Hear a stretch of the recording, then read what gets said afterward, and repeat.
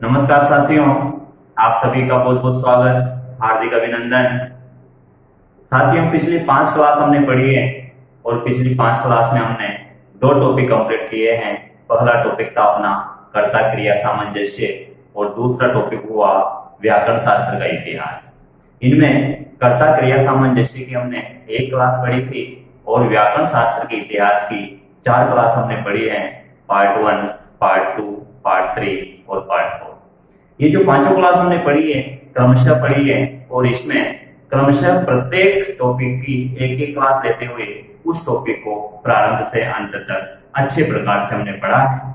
यदि आप में से किसी ने कोई पार्ट नहीं पढ़ा है, कोई क्लास अगर आपके छूट गई है, तो इसी में नीचे डिस्क्रिप्शन पे, इसी वीडियो में नीचे डिस्क्रिप्शन पे जाकर आप 5 क्लास के लिंक देख सकते हैं। इसमें 5 क्लास के लिंक भी शेयर किए गए हैं, लिंक दिए गए हैं। तो यदि किसी ने कोई क्लास नहीं पढ़ी है तो वो पर्टिकुलर लिंक पर जाकर क्लास ओपन करके पढ़ सकता है। साथियों, आगे की जो क्लास है, अब अपना तीसरा टॉपिक प्रारंभ होने जा रहा है और अपना तीसरा टॉपिक है संज्ञा प्रकरण। संज्ञा प्रकरण की भी जितनी भी क्लास होगी क्रमशः हम पढ़ेंगे और जिस टॉपिक को प्रारंभ करेंगे उस टॉपिक को बीच में अधूरा नहीं छोड़ेंगे। उसकी सारी क्लास हम कंटिन्यू करेंगे और एक एक करके उस टॉपिक को हम पूरा करेंगे। आगे की क्लास की भी आपको बराबर सूचना मिलती रहे, इसके लिए आप में से यदि किसी ने अपने चैनल को सब्सक्राइब नहीं किया है तो आप अभी अपने चैनल को सब्सक्राइब कर लें, ताकि आगे आने वाले सभी वीडियो आपको कंटिन्यू बराबर समय पर मिलते रहे और आपको आपके पास सूचना पहुंचती रहे। तो आइए आज हम प्रारंभ करते हैं संज्ञा प्रकरण, जो अपना तीसरा टॉपिक होगा। जो संज्ञा प्रकरण है, ये संज्ञा प्रकरण बड़ा इंपॉर्टेंट टॉपिक है। संज्ञा प्रकरण में अनेक महत्वपूर्ण बिंदु आते हैं, जैसे उच्चारण स्थान है, वर्णमाला है, आभ्यंतर प्रयत्न है, बाह्य प्रयत्न है, वर्णों के भेद हैं, स्वरों के भेद हैं, व्यंजनों के भेद हैं। बहुत सारे ऐसे इंपॉर्टेंट टॉपिक हैं जो अपने संज्ञा प्रकरण से संबंधित है और इनमें से कम 2-3 प्रश्न प्रत्येक एग्जाम में पूछे जाते हैं। विशेष रूप से रीट के एग्जाम में जो एक यूनिट है, थर्ड यूनिट, वो लगभग संज्ञा प्रकरण से संबंधित है, जिसमें अपने स्वर और व्यंजनों का परिचय है, जिसमें अपने उच्चारण स्थान का परिचय है, प्रयत्न है। ये सारी चीजें हमें संज्ञा प्रकरण में पढ़ने को मिलती है। साथियों, संज्ञा प्रकरण का प्रारंभ होता है माहेश्वर सूत्रों से। माहेश्वर सूत्र न केवल संज्ञा प्रकरण का बल्कि संपूर्ण संस्कृत व्याकरण का आधार है।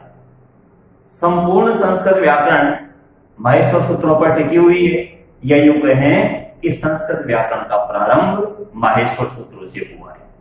अब ये माहेश्वर सूत्र क्या है, इनकी उत्पत्ति कैसे हुई और इनमें से किस किस प्रकार के प्रश्न पूछे जाते हैं, इन सभी बातों पर आज हमें चर्चा करनी है। तो सबसे पहले पहला प्रश्न ये है कि माहेश्वर सूत्र कितने हैं। माहेश्वर सूत्राणि कति सन्ति, ये पहला प्रश्न है, तो इसका उत्तर होगा 14। माहेश्वर सूत्र कितने हैं? 14। अब माहेश्वर सूत्रों की रचना किसने की, माहेश्वर सूत्र कहां से प्राप्त हुए और इसकी एक क्रमिक प्रक्रिया क्या रही, माहेश्वर सूत्रों से संपूर्ण व्याकरण की, ये सारी चीजें आज हम पढ़ते हैं। तो सबसे पहले जो 14 माहेश्वर सूत्र हैं, उन 14 माहेश्वर सूत्रों को एक एक करके हम लिखते हैं। सबसे पहला माहेश्वर सूत्र है अपना अयुण। साथियों, ये जो माहेश्वर सूत्र हैं, इनको केवल आप माहेश्वर सूत्र नहीं माने, ये संपूर्ण संस्कृत व्याकरण की वर्णमाला है। जैसे हिंदी में अनाराम की किताब आती है, ऐसे संस्कृत में कोई अनाराम की किताब नहीं आती। उस अनाराम की किताब के बजाय संस्कृत में माहेश्वर सूत्र आते हैं, और जो 14 माहेश्वर सूत्र हैं, ये 14 माहेश्वर सूत्र ही संस्कृत की वर्णमाला है। तो इसे आप माहेश्वर सूत्र के रूप में याद नहीं करके संस्कृत की वर्णमाला के रूप में याद करें। सबसे पहला माहेश्वर सूत्र है अयुण। दूसरा माहेश्वर सूत्र है ऋद्रिक। तीसरा है एवं। चौथा माहेश्वर सूत्र है अयोच। पांचवा है हयवरट। छठा माहेश्वर सूत्र है लण। सातवां है एमंगणनम। आठवां माहेश्वर सूत्र है झभय। नवा है घड़दश। दसवां है जवगड़दश। नवा है घड़दश और दसवां है जवगड़दश। इसके बाद 11वां माहेश्वर सूत्र आता है ख फ छ ठ थ च ट तव। ख फ छ ठ थ च ट तव। 12वां है कपये। 13वां माहेश्वर सूत्र है श श शल और 14वां माहेश्वर सूत्र है हल। ये तो 14 माहेश्वर सूत्र हुए। अब इन 14 माहेश्वर सूत्रों की उत्पत्ति कैसे हुई और इनकी रचना किसने की, इस विषय में मैं आपको बता दूं कि इन 14 माहेश्वर सूत्रों के रचयिता तो है पाणिनि। यदि रचयिता का नाम पूछा जाता है तो निश्चित रूप से उसका उत्तर होगा पाणिनि। किंतु आचार्य पाणिनि को इन 14 सूत्रों की प्राप्ति भगवान शिव से हुई थी।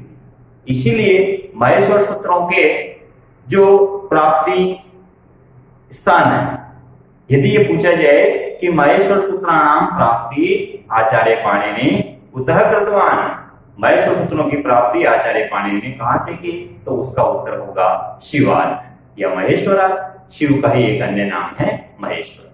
तो यहाँ पर दो बातें हमने क्लियर की अब तक। एक तो माहेश्वर सूत्रों की संख्या कितनी है, आंसर होगा 14। दूसरी बात यह कि माहेश्वर सूत्रों की रचना किसने की, तो उसका आंसर होगा पाणिनि। तीसरा प्रश्न यहाँ पर बनता है कि आचार्य पाणिनि को माहेश्वर सूत्रों की प्राप्ति कहां से हुई, तो उसका उत्तर होगा शिव। अब कैसे हुई इस विषय में यहाँ पर थोड़ा सा मैं बताना चाहूंगा। जैसे पहली बात तो हमने की माहेश्वर सूत्रों के रचयिता कौन है, दूसरी बात हमने की कि माहेश्वर सूत्रों की प्राप्ति आचार्य पाणिनि को कहां से हुई, तीसरी बात ये कि माहेश्वर सूत्रों की संख्या कितनी। दोस्तों अगर रचयिता का नाम पूछा जाता है तो आपका आंसर होना चाहिए पाणिनि। आचार्य पाणिनि को इन 14 सूत्रों की प्राप्ति कहां से हुई, तो फिर आपका उत्तर होना चाहिए शिव से, भगवान शिव से। और यदि संख्या पूछी जाती है तो फिर आपका उत्तर होना चाहिए 14। ये तो 3 प्रश्न हुए जिनकी अपन ने अभी बात की। अब शिव से पाणिनि को इनकी प्राप्ति कैसे हुई, उसकी क्या प्रक्रिया थी, अब उस पर हम प्रकाश डालते हैं। उसके बाद फिर हम माहेश्वर सूत्रों को विस्तार से पढ़ेंगे। ये तीनों प्रश्न आप स्क्रीनशॉट ले लीजिए या पोज करके आप इसको नोट कर लीजिए। अब इसके बाद हम ले रहे हैं कि माहेश्वर सूत्रों की प्राप्ति शिव से आचार्य पाणिनि को कैसे हुई। इस संबंध में एक श्लोक आता है और जो माहेश्वर सूत्रों से संबंधित श्लोक है, इनकी प्राप्ति से संबंधित पद्य हैं। उस पद्य में देखो क्या लिखा है, उसमें लिखा है कि नृत्यावसाने नटराज राजो, नृत्यावसाने नटराज राजो ननाद ढक्काम नौ पंचवार। नृत्यावसाने नटराज राजो ननाद ढक्काम नौ पंचवार।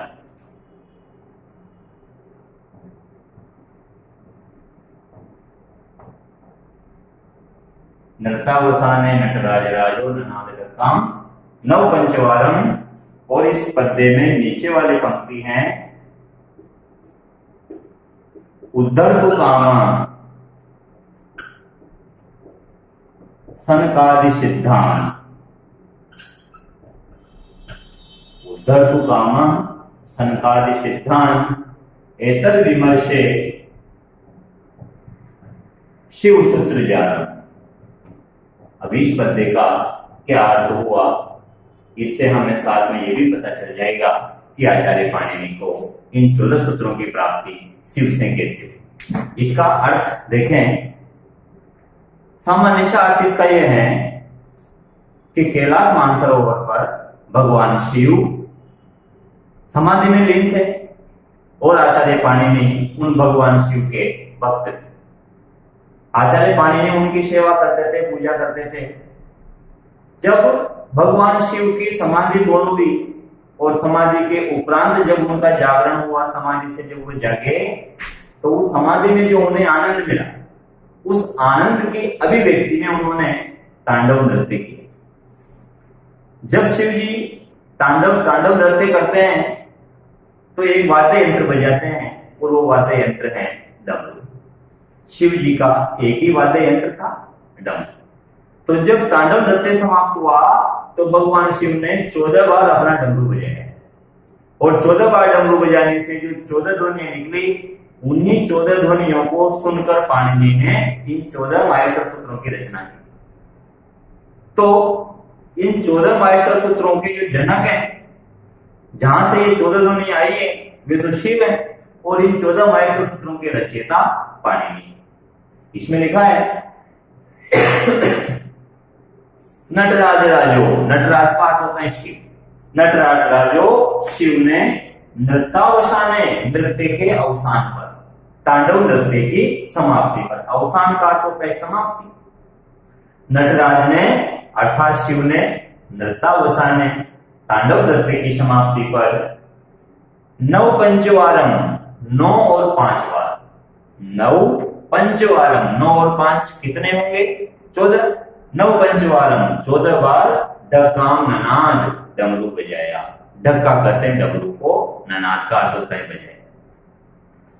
कौन थे शिव जी? सनकादि सिद्धांत उद्धर्तु कामा, जो सनकादि सिद्ध मुनि है।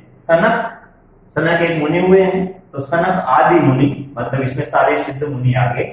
सनकादि सिद्ध मुनियों को उद्धर्तु कामा, उनका उद्धार करने की कामना रखने वाले, सनकादि सिद्ध मुनियों के उद्धार की कामना रखने वाले नटराज राजो शिव ने नृत्यावसाने, तांडव नृत्य की समाप्ति पर 9 पंचवारम, 9 और 5 बार अर्थात 14 बार डकाम ननाद, डमरू बजाया। जिससे क्या हुआ? और वो जो डमरू बजाया, उसी डमरू से जो ध्वनियां निकली, उन्हीं ध्वनियों से एतद शिव सूत्र जालम विमर्श, एतद शिव सूत्र जालम, इस शिव सूत्र जाल, शिव सूत्र जालम विमर्श, इस शिव सूत्र जाल की रचना हुई। तो इस पद्य से हमें ये जानकारी मिलती है कि शिव जी ने जब तांडव नृत्य किया और तदुपरांत 14 बार जो डमरू बजाया, तो इन्हीं 14 ध्वनियों का अनुकरण करके पाणिनि ने 14 माहेश्वर सूत्रों की रचना की। ये तो बात हुई उस प्रक्रिया की जिस प्रक्रिया के तहत आचार्य पाणिनि को इन 14 माहेश्वर सूत्रों की प्राप्ति हुई। अब यहां पर अगर प्रश्न पूछा जाता है कि आचार्य पाणिनि कति माहेश्वर सूत्राणाम रचना कृता, आचार्य पाणिनि के द्वारा कितने माहेश्वर सूत्रों की रचना की गई? अब यदि ऑप्शन में 14 दिया हुआ है या फिर 14 दिया हुआ है, तब तो कोई दिक्कत नहीं।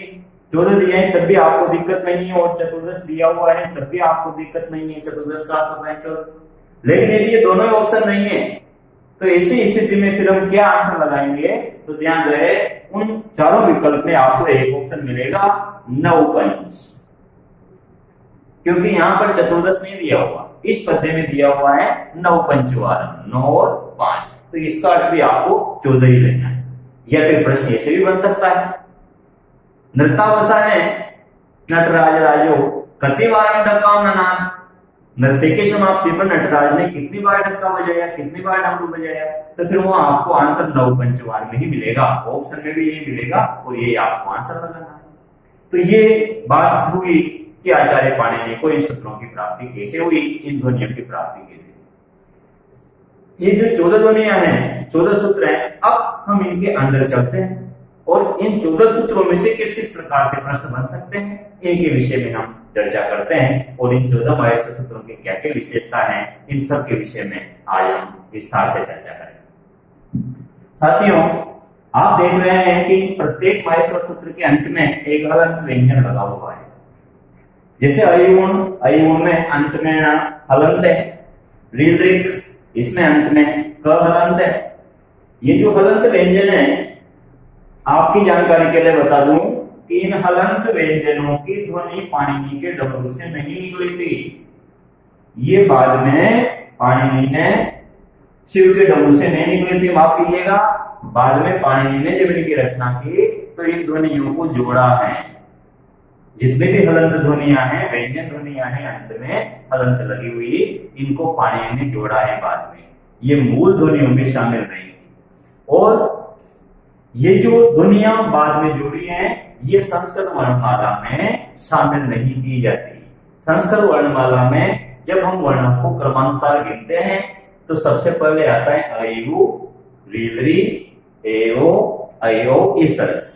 इन हलंत व्यंजनों को वर्णमाला में शामिल नहीं किया जाता। इसलिए नहीं किया जाता क्योंकि जब शिव के डमरू से ध्वनियां निकली थी, उस समय ये ध्वनियां शामिल नहीं थी। इनको किसी विशेष प्रयोजन से, जिसकी चर्चा भी हम करेंगे, विशेष प्रयोजन से आचार्य पाणिनि ने प्रत्येक सूत्र के अंत में जोड़ा।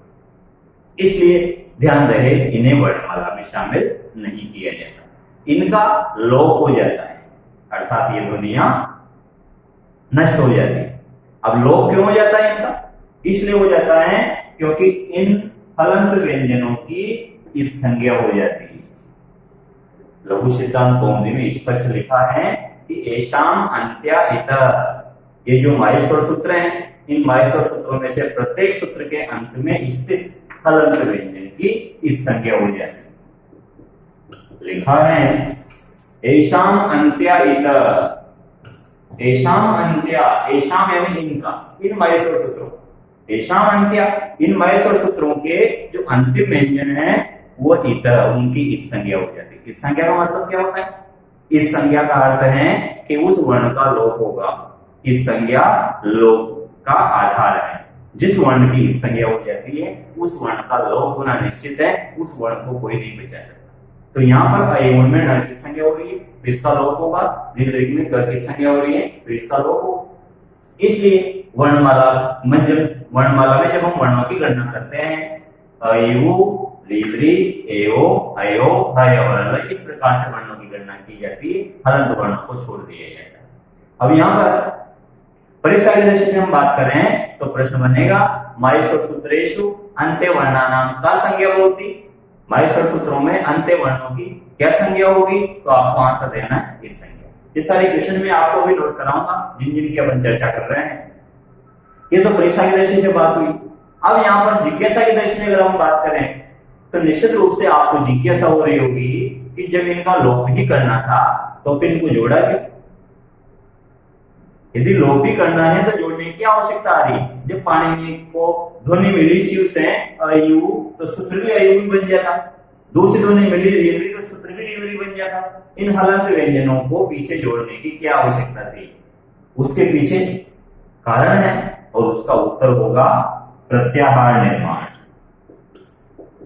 प्रत्याहार एक प्रचलित शब्द है संस्कृत व्याकरण में, आपने निश्चित रूप से सुना होगा इसके विषय में, और नहीं सुनेंगे तभी अगले वीडियो में हम निश्चित रूप से प्रत्याहार पर चर्चा करेंगे। एक पूरा वीडियो अपना प्रत्याहार के लिए होगा, बहुत अच्छा टॉपिक है ये। तो प्रत्याहार निर्माण करने के लिए इन 14 माहेश्वर सूत्रों के में से प्रत्येक सूत्र के अंत में हलंत व्यंजन जोड़ा गया। तो यहाँ पर कैसे जोड़ा गया, कैसे प्रत्याहार बनते हैं, तो हम प्रत्याहार वाले वीडियो में पढ़ेंगे इसे। फिलहाल इसमें से प्रश्न कैसे बनेगा इस विषय में मैं आपको बता दूं। पहला प्रश्न तो ये माहेश्वर सूत्रेषु अन्त्य वर्णानाम का संज्ञा, आंसर होगा इत संज्ञा। दूसरा प्रश्न ये कि माहेश्वर सूत्रेषु अन्त्य वर्णानाम इत संज्ञा या किम प्रयोजनम, माहेश्वर सूत्रों में अंतिम वर्णों की इत संज्ञा करने का क्या प्रयोजन है? तो आंसर होगा प्रत्याहार निर्माण। ये दो प्रश्न यहाँ पर बनते हैं। ये बात हुई इन हलंत व्यंजनों। पहली बात, प्रत्येक सूत्र के अंत में हलंत व्यंजन जुड़ा है तो उसकी इत संज्ञा होती है, उसका लोप होता है, उसको वर्णमाला में शामिल नहीं किया जाता। दूसरी बात, यदि जोड़ा है तो उसका प्रयोजन क्या है? तो उसका उत्तर होगा प्रत्याहार निर्माण। अब तीसरी बात की तरफ बढ़ते हैं। ये जो संस्कृत की वर्णमाला हम पढ़ रहे हैं, थोड़ा सा हम इस वर्णमाला का विश्लेषण करते हैं।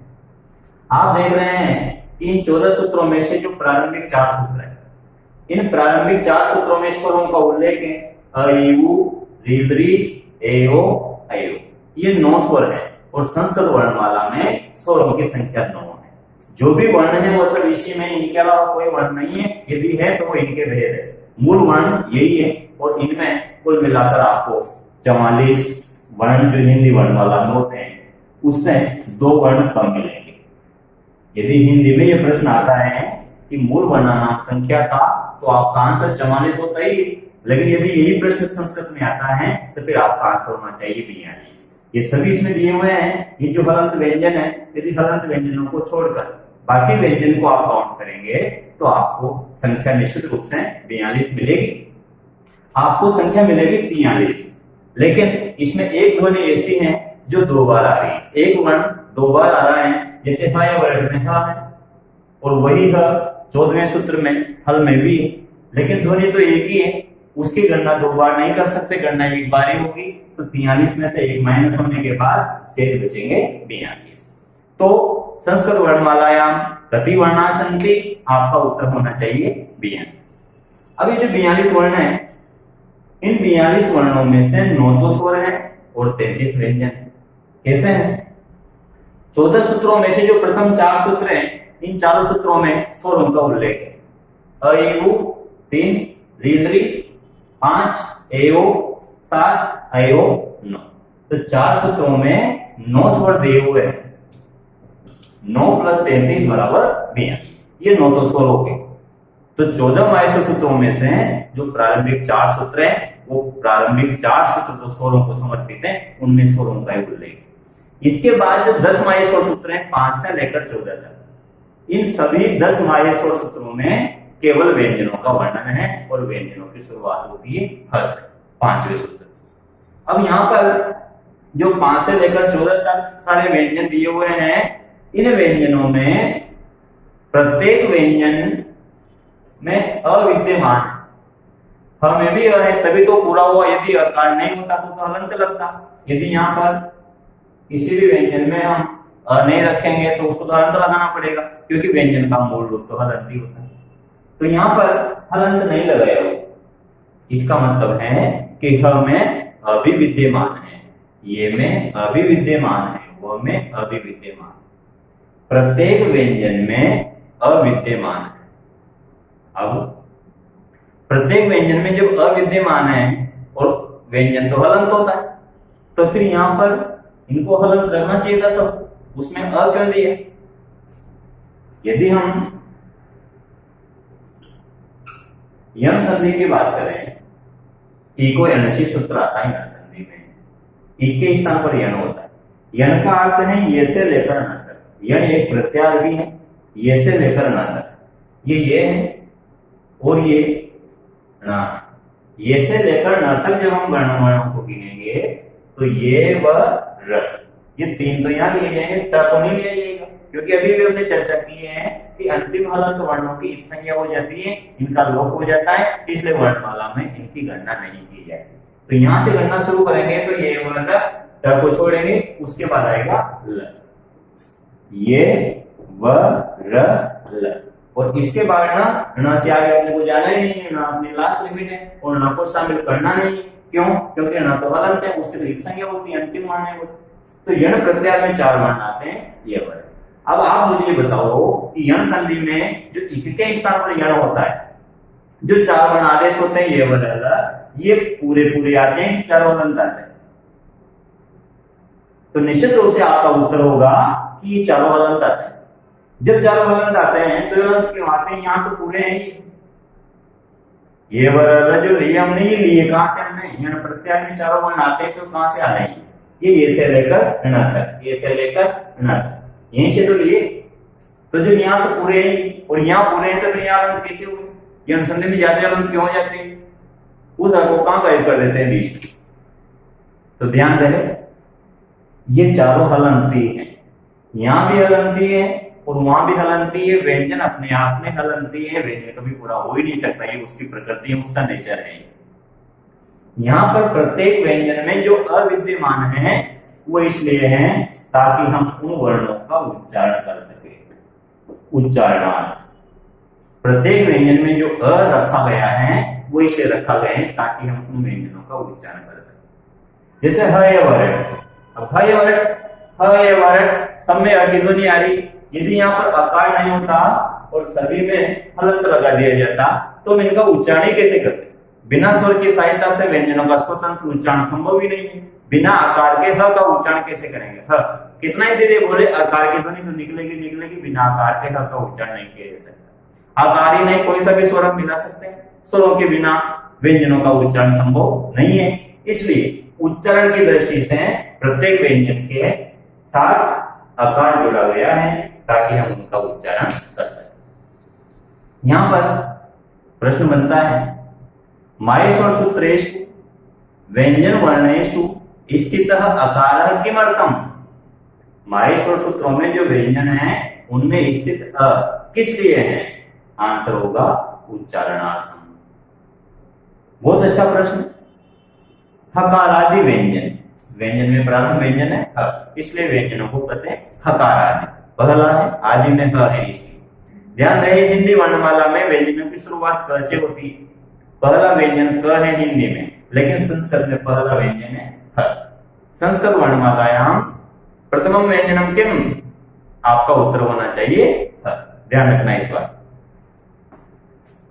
ये बात हुई हमारी स्वरों और व्यंजनों की कि जो 14 माहेश्वर सूत्रों में से प्रथम 4 सूत्र हैं उनमें स्वरों का उल्लेख है और बाद के जो 10 सूत्र हैं 5 से लेकर 14 तक, इन सभी 10 सूत्रों में व्यंजनों का उल्लेख है। और एक बात हमने पढ़ी कि प्रत्येक व्यंजन में जो आकार विद्यमान है वो उच्चारण के लिए है, वर्णमाला में उसकी गणना नहीं की जाए। अब आगे बढ़ते हैं। यहां से जो व्यंजन प्रारंभ हुए, पहला व्यंजन ध्यान रखना था है। इसके बाद आगे बढ़ते चले गए और हम चले गए 10वें सूत्र तक, श तक, जरूर दश। श की गणना नहीं होगी, द तक है कि नहीं? आप देख रहे हैं कि 5 से लेकर 10 तक जितने भी वर्ण हैं ये सब घोष वर्ण है। घोष वर्ण का मतलब है वर्ग का तीसरा, चौथा, पांचवा और ह ये वर्ण, ये 20 वर्ण घोष होते हैं। तो इनमें ह ये वर्ण, ल ए मंगाना, जब गड़ द, जब गड़ द, ये सारे घोष वर्ण हैं। और इसके बाद फिर जब हम 11 सूत्र से आते हैं तो 11वें से 13वें तक जो है ये सब अघोष वर्ण है। तो सबसे पहले 4 सूत्रों में तो स्वर, उसके बाद 5 से 10 तक जो 6 सूत्र हैं उनमें घोष वर्ण, और जो 3 सूत्र हैं इनमें अघोष वर्ण, और जो 14वां सूत्र है हल, इसमें तो एक ही वर्ण है हल। इस हल का तो वर्णन हो ही गया, तो हमें 14वें को यहाँ पर चर्चा नहीं करेंगे 14वें के विषय में, क्योंकि हल का वर्णन यहाँ घोष वर्णों में हो चुका। ये हमने माहेश्वर सूत्रों की उत्पत्ति कैसे हुई, इनकी रचना कैसे हुई, इनकी संख्या कितनी है, प्रत्येक माहेश्वर सूत्र के अंत में हलंत व्यंजन जुड़ा है तो उसकी क्या संज्ञा होती है और उसका प्रयोजन क्या है। एक हमने वर्णमाला में ये पढ़ा कि स्वर कितने हैं, व्यंजन कितने हैं, स्वरों के लिए कितने सूत्र हैं, व्यंजनों के लिए कितने सूत्र हैं, और प्रत्येक व्यंजन में जो अ है वो किस लिए है। इन सारी बातों पर हमने चर्चा की।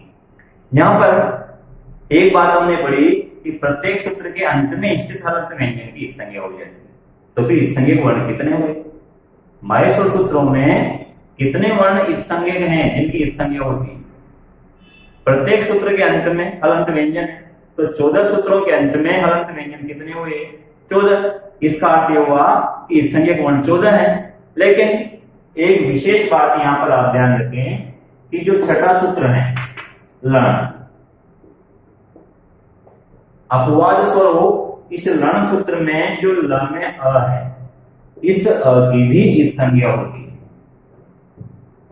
अंतिम व्यंजनों की संज्ञा तो होनी है, तो लण सूत्र के लास्ट में जो णनारा है इसकी संज्ञा तो होनी है, स्वाभाविक है। लेकिन अपवाद स्वरूप लण में जो बीच में अविद्यमान है ल में, इस अ की भी संज्ञा होती है। एक मुक्ति आती है माहेश्वर सूत्रों के नीचे लिखी हुई है, लण मध्य तु इत्संज्ञक, लण सूत्र के मध्य में स्थित अ की इत्संज्ञा हो जाती है। उस उक्ति से, उस प्रमाण के आधार पर यह तय होता है कि लण सूत्र का अ भी इत्संज्ञक है।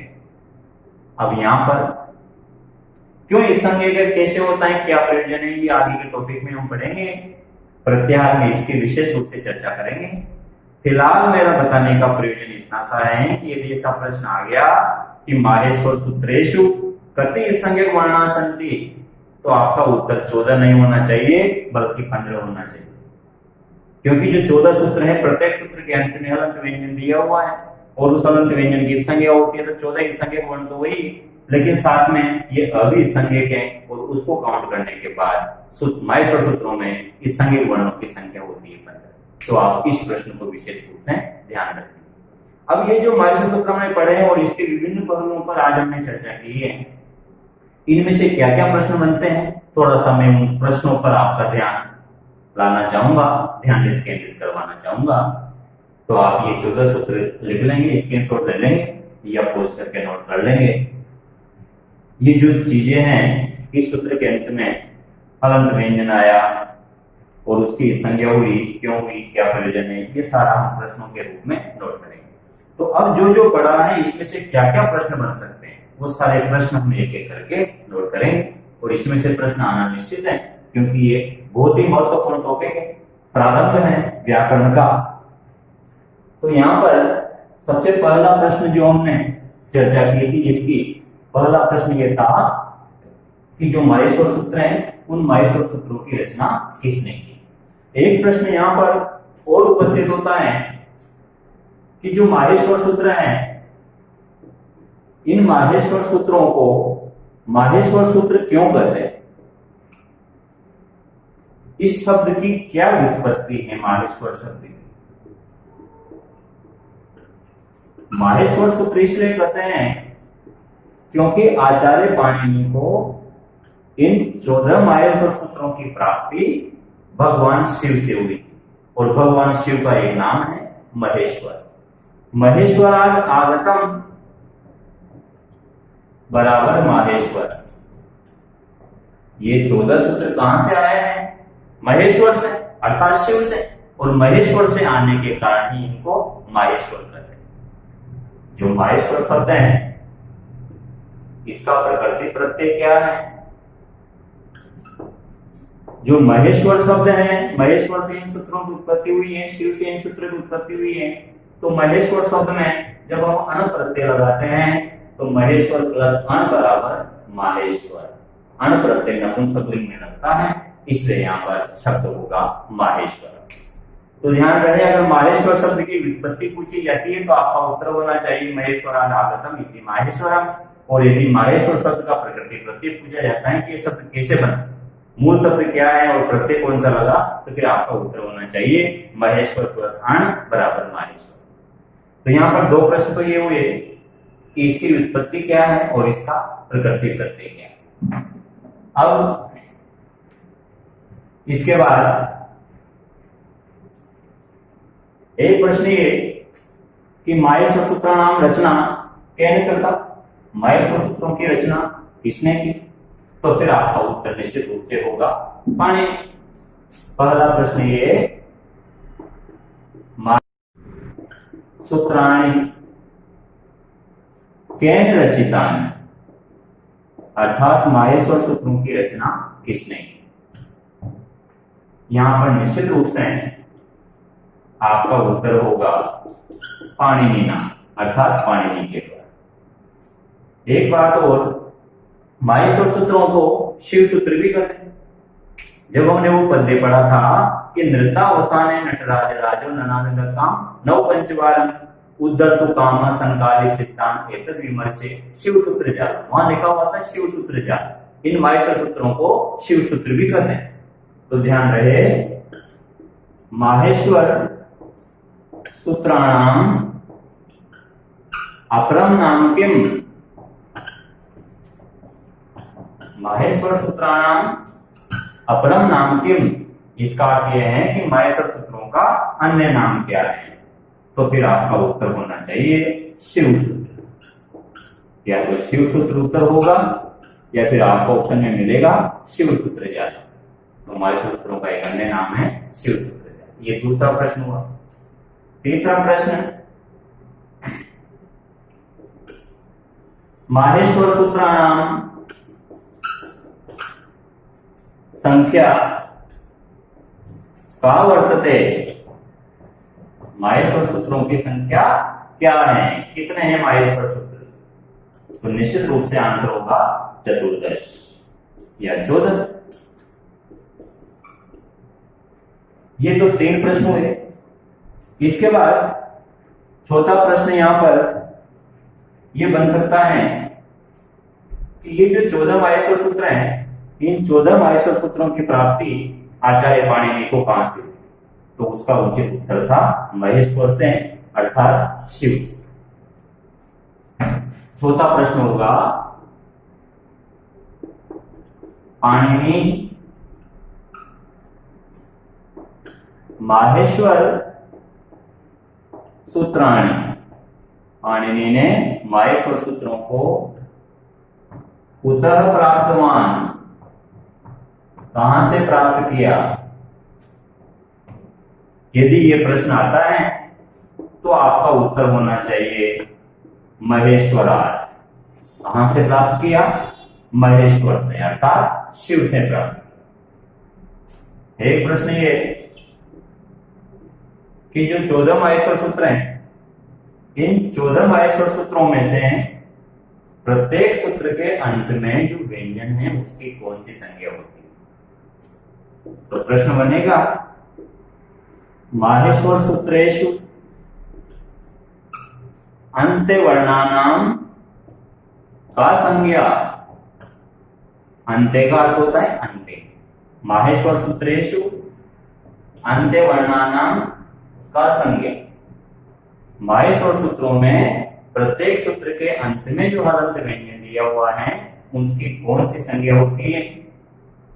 तो उत्तर होगा निश्चित रूप से आपका इस संज्ञा। इस संज्ञा का अर्थ होता है लोप। यदि आपको इस संज्ञा ऑप्शन में नहीं मिले तो आपका उत्तर होना चाहिए लोप।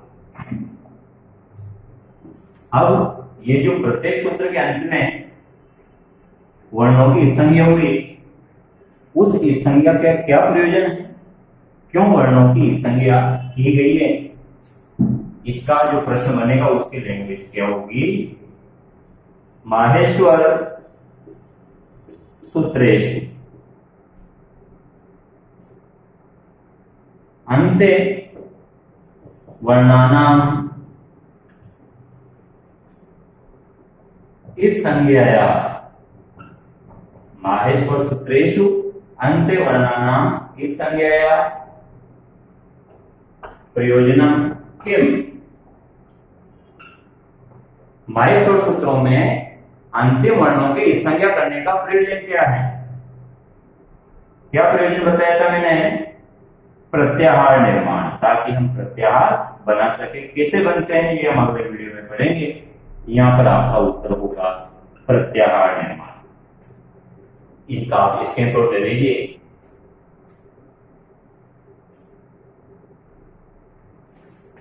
ये 6 प्रश्न हुए। इन 6 प्रश्नों के बाद हम आगे बढ़ते हैं। आगे बढ़ने पर हम एक चीज नोट करते हैं कि ये जो प्रत्येक सूत्र है, प्रत्येक सूत्र के अंत में हलंत व्यंजन दिया हुआ है। इस हलंत व्यंजन के अलावा भी एक वर्ण ऐसा है जिसकी इस संज्ञा होती है, और अभी अभी हमने चर्चा की थी कि वो वर्ण है अ।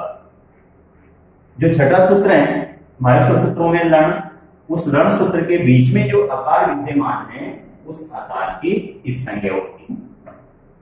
तो यहां पर प्रश्न नंबर 7 क्वेश्चन होगा कस्मिन् सूत्रे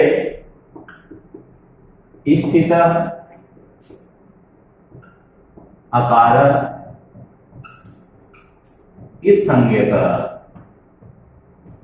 कस्मिन् सूत्रे स्थित आकार इस संज्ञक। किस सूत्र में स्थित अ इस संज्ञक, अर्थात किस सूत्र में स्थित अ की इस संज्ञा होती। आपका उत्तर क्या होना चाहिए? किस सूत्र में स्थित अ की इस संज्ञा होती है? अभी अभी हमने पढ़ा था वो छठा सूत्र था और वो सूत्र था लण। तो यहां पर अपना उत्तर होगा लण। ये जो लण सूत्र में अ है, इसकी संज्ञा थी। इस अ को मिलाकर इस संज्ञक वर्णों की संख्या हो जाती 15। 14 सूत्रों में से प्रत्येक व्यंजन हलंत वाला लास्ट वाला और लण सूत्र का। तो यहां पर एक प्रश्न उपस्थित होता है कि माहेश्वर सूत्रेषु इस संज्ञक वर्णा कति सन्ति, माहेश्वर सूत्रों में इस संज्ञक वर्ण कितने हैं, तो आपका उत्तर होना चाहिए 15। ये बड़ा इंपॉर्टेंट है, ध्यान रखना। लण सूत्र का अवीर संज्ञक है, इसलिए वो भी काउंट होगा। एक प्रश्न हमने पढ़ा था कि माहेश्वर सूत्रों में जो व्यंजन है, हकारादि व्यंजन, पहला व्यंजन है, उन हकारादि व्यंजनों में, हकारादि व्यंजनेषु अकार, प्रत्येक व्यंजन में जो अ था वह अ किस लिए था, किमर्थम। यह प्रश्न बनता है कि माहेश्वर सूत्रेषु हकारादि व्यंजनेषु अकार किमर्थम, हकारादि व्यंजनों में जो अ है, प्रत्येक व्यंजन में जो अ है वह किस लिए है। तो यहां पर आपका उत्तर होगा उच्चारणार्थ। प्रत्येक व्यंजन में स्थित अ केवल और केवल उच्चारण के लिए है। ये कुछ प्रश्न हमने उन समस्त विषयों में से लिए हैं जिनकी आज हमने चर्चा की है। किस किस प्रकार से इस टॉपिक में से प्रश्न बन सकते हैं। इसके अलावा प्रश्न ये भी बन सकते हैं कि माहेश्वर सूत्रेषु प्रथमम माहेश्वरम सूत्रम किम, पहला माहेश्वर सूत्र कौन सा है, तो आंसर होगा अयमुन, और अंतिम माहेश्वर सूत्रम किम, तो आंसर होगा हल। साथ में हमने ये भी चर्चा की थी आज कि इन माहेश्वर सूत्रों में कितने स्वर हैं और कितने व्यंजन हैं, लेकिन चूंकि हम अगला जो वीडियो लेंगे वह वर्णमाला से संबंधित लेंगे, तो स्वर और व्यंजनों का परिचय हम उस वर्णमाला के परिचय में विस्तार पूर्वक पढ़ेंगे। आज के लिए बस इतना ही काफी है। आप सभी ने इस क्लास को बड़े धैर्य और तन्मयता के साथ पढ़ा। आप सभी का बहुत बहुत धन्यवाद। अगली क्लास में फिर मिलेंगे, तब तक के लिए नमस्कार।